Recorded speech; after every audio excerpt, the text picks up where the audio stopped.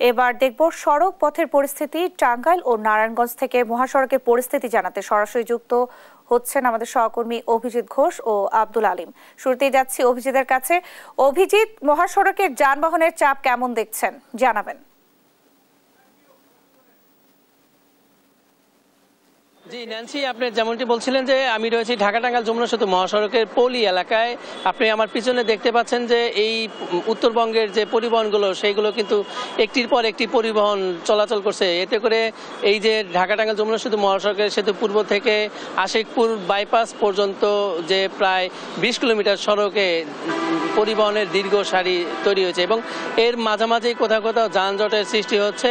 এর কারণ হচ্ছে যে এই যে মহাসড়কের যে ঈদযাত্রা, অধিকাংশ ফিটনেসবিহীন গাড়ি এই মহাসড়কে চলাচল করছে, যে কারণে এই মহাসড়কের উপরেই এই গাড়িগুলো বিকল হয়ে পড়ছে এবং এই বিকল হওয়া গাড়িগুলো অপসারণের জন্য যে রেকার ব্যবহার করা হয়, পাশাপাশি যারা উদ্ধারকর্মী রয়েছে এই পরিবহনগুলো উদ্ধারের সময় যে সময়টুকু লাগে সেই সময়ের মধ্যেই কিন্তু সেতুতে এই যে অন্যান্য যে পরিবহনের চাপ, বাড়তি পরিবহনের কারণে কিন্তু যানজটের সৃষ্টি হচ্ছে, যে কারণে মানুষের ভোগান্তি শুরু হয়েছে। গত এই সকাল থেকেই এই মহাসড়কটিতে এই যে মানুষের যে ভোগান্তি সেটি কিন্তু আমরা প্রতি ঘন্টার খবরে আপনার মাধ্যমে জানাচ্ছিলাম দর্শকদের, এবং এখন পর্যন্ত এই মহাসড়কের কিন্তু স্বস্তি নেই। মানুষ ভোগান্তি নিয়ে এই তাদের বাড়ি ফিরছে। পাশাপাশি এই ভোগান্তির মধ্যে যেটি যুক্ত হয়েছে সেটি হচ্ছে যে এই যে বৃষ্টি, সকাল থেকেই মাঝে মাঝে বৃষ্টি হচ্ছে। এই বৃষ্টির কারণে যারা ঘরমুখ মানুষ, যারা গণপরিবহন পাননি, তারা কিন্তু এই খোলা ট্রাক, পিক আপ এবং গরিবাহী যে ট্রাকগুলো রয়েছে সেই ট্রাকে চেপে কিন্তু তারা বাড়ি যাচ্ছে তাদের পরিবারের সাথে ঈদ উদযাপন করতে। এবং আপনি জানেন যে এই উত্তরবঙ্গের প্রায় 23টি জেলার মানুষ এই সড়ক ব্যবহার করে থাকে, যে কারণে স্বাভাবিকের চেয়ে 3 গুণ পরিবহন এই সড়কটিতে যখন চলে আসে তখন একটি বাড়তি চাপ তৈরি হয় এবং এর ফলে যে ফিটনেসবিহীন গাড়িগুলো থাকে সেগুলো বিকল হওয়ার কারণেই এই যে যানজটের সৃষ্টি হয়। এবং পুলিশ বলছে যে এই দুর্ঘটনা কবলিত যে পরিবহনগুলো সেগুলো সরাতে তাদের একটু সময় লাগে, এর মধ্যেই বাড়তি পরিবহনের কারণে যানজটের সৃষ্টি হয়। এছাড়া এই মহাসড়কে বাড়তি চাপ থাকার কারণে যমুনা সেতুতে পরপর কয়েকবার টোল আদায় বন্ধ রেখেছিল সেতু কর্তৃপক্ষ, যে কারণে এই সময়ের মধ্যেও মহাসড়কের পরিবহনের চাপ বেড়ে গিয়েছে এবং এই চাপের কারণে কিন্তু এই মহাসড়কটিতে যানজটের সৃষ্টি হচ্ছে এবং যারা জেলা প্রশাসন থেকে যে উদ্যোগ নেওয়া হয়েছিল সেই উদ্যোগের কোনো ফল আমরা দেখতে পাইনি। পাশাপাশি যাত্রীরা অভিযোগ করেছেন যে এই যে এবারের ঈদযাত্রা তারা বাড়তি ভাড়া আদায় করছে, বাড়তি ভাড়া আদায়ে বন্ধে প্রশাসন কোনো উদ্যোগ গ্রহণ করেনি। জেলা প্রশাসনের কোনো নির্বাহী ম্যাজিস্ট্রেটকেও আমরা দেখতে পাইনি। এই ছিল ঢাকা টাঙ্গাইল যমুনা সেতু মহাসড়ক থেকে আমার কাছে সর্বশেষ। আমরা এখন চলে যাব নারায়ণগঞ্জে, সেখানে রয়েছেন আমাদের সহকর্মী বেলাল। বেলাল, জানাবেন নারায়ণগঞ্জের মহাসড়কের সর্বশেষ কি তথ্য রয়েছে?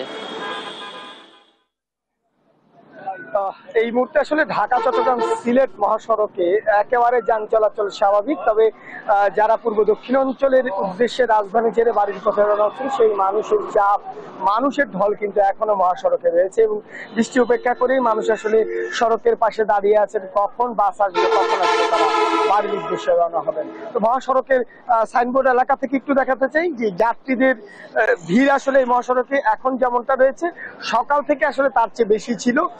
বিকেলের পর আবার এই চাপ আরো অনেকটা বাড়বে এমনটাই আসলে পুলিশের পক্ষ থেকে ধারণা করা হচ্ছে। তবে যাত্রীরা যে অভিযোগগুলো করছেন যে আজকে কিন্তু তাদের কাছ থেকে বাড়তি ভাড়া নেওয়া হচ্ছে, অর্থাৎ যেটি চট্টগ্রামের ভাড়া 800 থেকে 1000 টাকা, সেই ভাড়া আজকে 1200 থেকে 1500 টাকা পর্যন্ত বিভিন্ন পরিবহনগুলো তাদের কাছ থেকে নিয়েছে, এই অভিযোগটি আসলে করছে। এবং একই সঙ্গে আসলে এই যাত্রীরা বৃষ্টির মধ্যে এই সড়কের পাশে দাঁড়িয়ে একটু দুর্ভোগে পড়েছিলেন, বিশেষ করে নারী শিশুরা কিছুটা দুর্ভোগে পড়েছিলেন। এর বাইরে আসলে তেমন কোনো অভিযোগ নেই। তবে ঢাকা চট্টগ্রাম মহাসড়কের নারায়ণগঞ্জের অংশের যে 30 কিলোমিটার এলাকা রয়েছে এর মধ্যে স্বাভাবিকভাবে যানবাহনগুলো চলাচল করছে। সকাল থেকে কিছুটা বাড়তি যানবাহনের কারণে ধীর গতি ছিল, এখন কিন্তু একেবারে স্বাভাবিকভাবেই যানবাহন চলাচল করছে। এদিকে ঢাকা সিলেট মহাসড়কে কিছুটা ভোগান্তি রয়েছে, অর্থাৎ এই সড়কের তারাবো বিশ্বরোড, বরপা, বরাবো এসব এলাকাতে সড়কের পাশে গর্ত এবং 2 লেনের সড়ক হওয়ার কারণে, পাশাপাশি 4 লেন সড়ক নির্মাণ প্রকল্পের কাজ চলার কারণে এই সড়কটিতে কিন্তু সড়কের পাশে পানি জমাট বাঁধছে এবং বিভিন্ন জায়গাতে কিন্তু প্রায় যানজট সৃষ্টি হচ্ছে। এতে করে দূরপাল্লার যানবাহনে ধীর গতি সৃষ্টি হচ্ছে, ফলে ঢাকা সিলেট মহাসড়কে যারা সে পথের যাত্রী তারা কিছুটা ভোগান্তিতে পড়ছেন। এই পরিস্থিতি আসলে সকাল থেকে আমরা দেখেছি ঢাকা চট্টগ্রাম সিলেট মহাসড়কে। তো মানুষ আসলে বাড়ির পথে ফিরছেন পরিবার পরিজনের সঙ্গে ঈদ করতে, এবং এটি পুলিশের ধারণা সন্ধ্যা পর্যন্ত তারা বাড়িতে যাবেন। এবছরও পূর্ব দক্ষিণ অঞ্চলের প্রায় কোটি মানুষ দুটি মহাসড়কে বাড়িতে ফিরবেন। এ হচ্ছে আমার কাছে সবশেষ তথ্য। স্টুডিওতে ন্যান্সি। বিলাল, আপনাকে ধন্যবাদ।